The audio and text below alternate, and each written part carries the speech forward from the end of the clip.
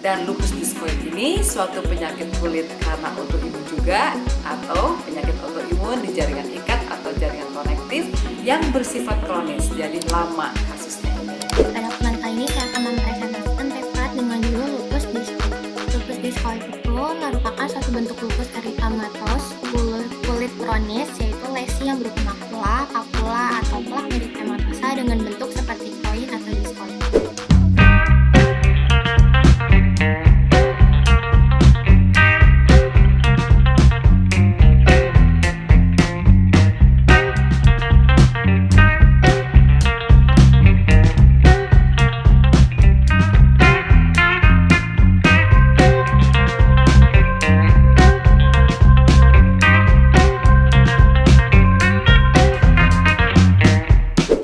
Assalamualaikum warahmatullahi wabarakatuh. Pemirsa, jangan bosan ya untuk melihat video yang berhubungan dengan penyakit kulit. Dan kali ini masih tentang autoimun yang akan disampaikan oleh Fitria Ataya Devianti yang berjudul lupus diskoid.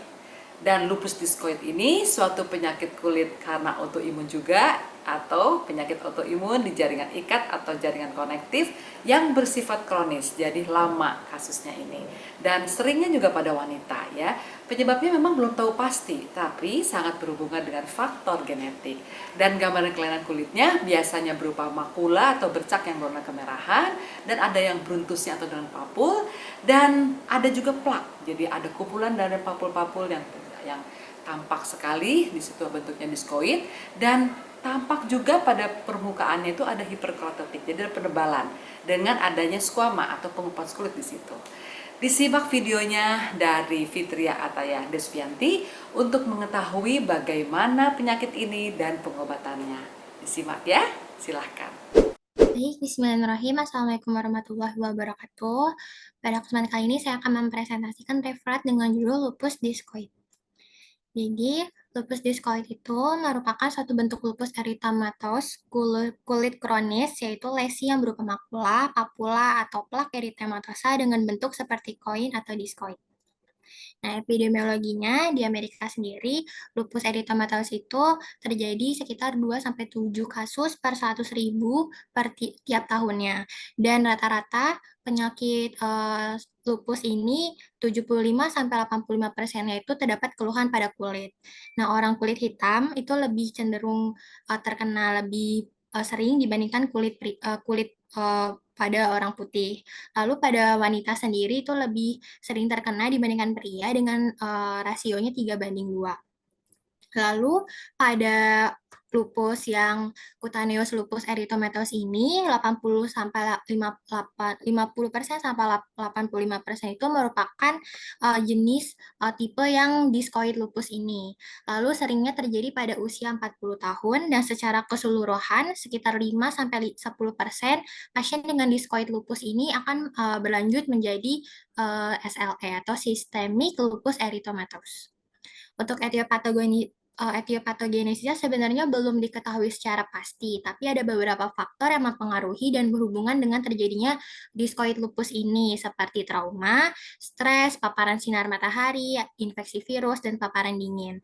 Lalu sejauh ini etiopatogenesis yang diketahui adalah kan karena ini lupus, jadi ini merupakan suatu penyakit autoimun di mana terjadi autoantibody yang nantinya akan membentuk kompleks imun. Lalu terjadi aktivasi dari komplement sehingga terjadi inflamasi dan akhirnya terjadi lesi. Untuk patogenesis penyakit kulit terkait lupus ini itu terkait erat juga dengan patogenesis dari sistemik lupus erythematosus. Nah, ini ada etiopatogenesisnya. Jadi kan tadi ada faktor-faktor yang mempengaruhi, salah satunya faktor paparan sinar UV. Nah, dari paparan sinar UV ini nanti dia akan merangsang terjadinya atau keluarnya mediator dari proinflamatori dari epidermis dan dermis tadi.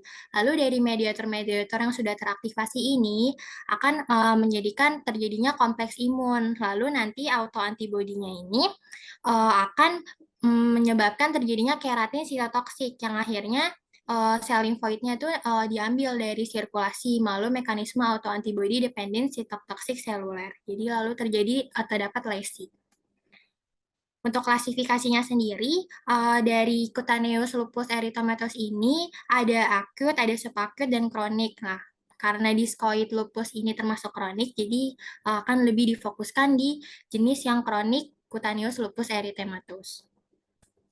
Terdapat 3 variasi klinis dari lupus diskoid ini. Terdapat ada jenis yang terlokalisir, tersebar luas, dan hipertrofik. Ini untuk yang diskoid terlokalisir, ini tipe yang sering terjadi, banyak terjadi, dan melibatkan biasanya di daerah kepala dan leher. Nah, kurang dari 5% ini beresiko menjadi SLE. Tempat lain selain kepala dan leher itu bisa juga di kulit kepala, di hidung, di bibir, di telinga. Nah, biasanya terjadi gatal, tapi nggak terlalu parah. Lalu di kulit kepala ini kan terbentuknya plak eritematosa dan selanjutnya bisa menjadi hipopigmentasi, menjadi bercak putih. Kalau di bibir ini terdapat warna abu-abu atau merah dan hiperkeratosis. Untuk yang tipe luas ini tidak hanya di kepala saja. Kan kalau yang terlokalisir tadi kan cenderung terkenanya di area kepala dan leher.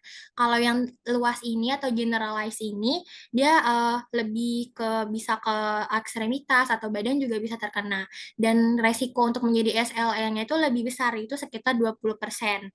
Dan kulit ini bisa menjadi sangat botak dengan pola hiperpigmentasi dan depigmentasi yang mencolok. Lalu akan terjadi peningkatan titer dari antibodi antinuklear dan juga peningkatan titer dari antibodi DNA beruntai tunggal diskoid. Nah, ini untuk yang tipe hipertrofik, ini tipenya paling jarang terjadi di antara yang dua tadi. Lalu biasanya terkenanya itu pada lengan yang ekstensor dan tubuh bagian atas. Untuk tipe D hipertrofik ini juga bisa disebut sebagai tipe hiperkeratotik atau verukosa. Tempat lainnya terjadi selain di lengan atas itu bisa terjadi di kulit kepala, di pangkal hidung, daerah malar, bibir bawah, dan telinga.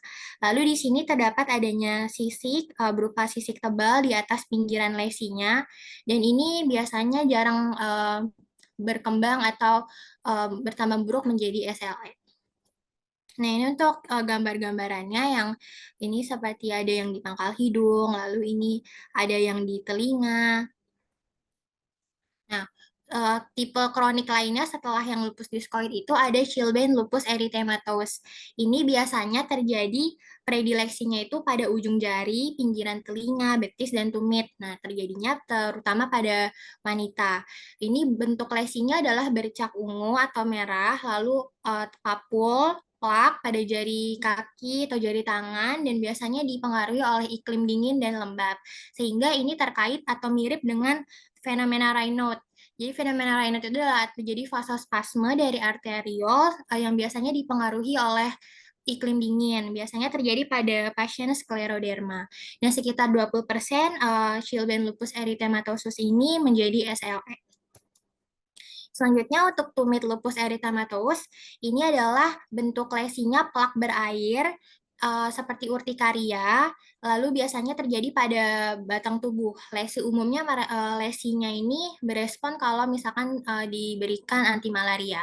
Lalu ini untuk berkembang menjadi SLE-nya itu kurang dari 1%. Dan di sini ada gambaran dan seringkali disertai dengan lesi seperti central clearing. Nah, ini bentuknya seperti urtikaria.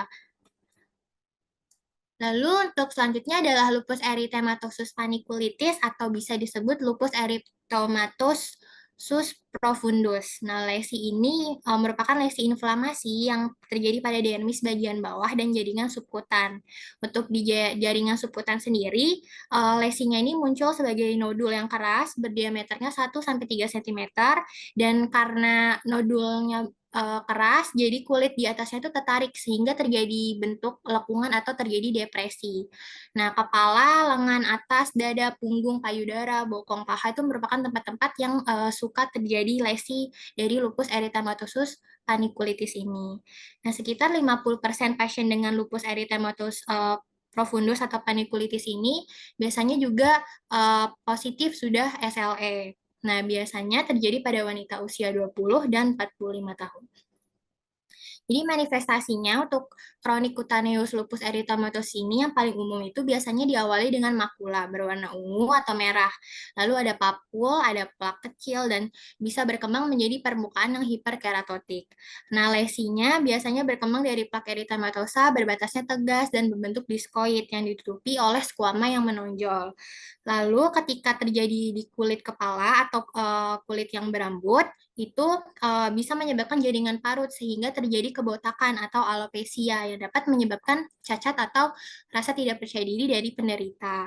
Beberapa lesi diskoid ini awalnya superficial menyerupai dermatitis seboroik. Lalu terjadi biasanya paling sering terjadi pada wajah, kulit kepala, telinga, area leher, dan lesi ini biasanya juga dipengaruhi oleh adanya paparan sinar matahari. Tapi ini lebih pada yang kronik ini lebih rendah dibandingkan pada tipe akut dan subakut. Nah, ini bentuknya makula pada diskoid ini, lalu di sini bisa terjadi ada alopecia.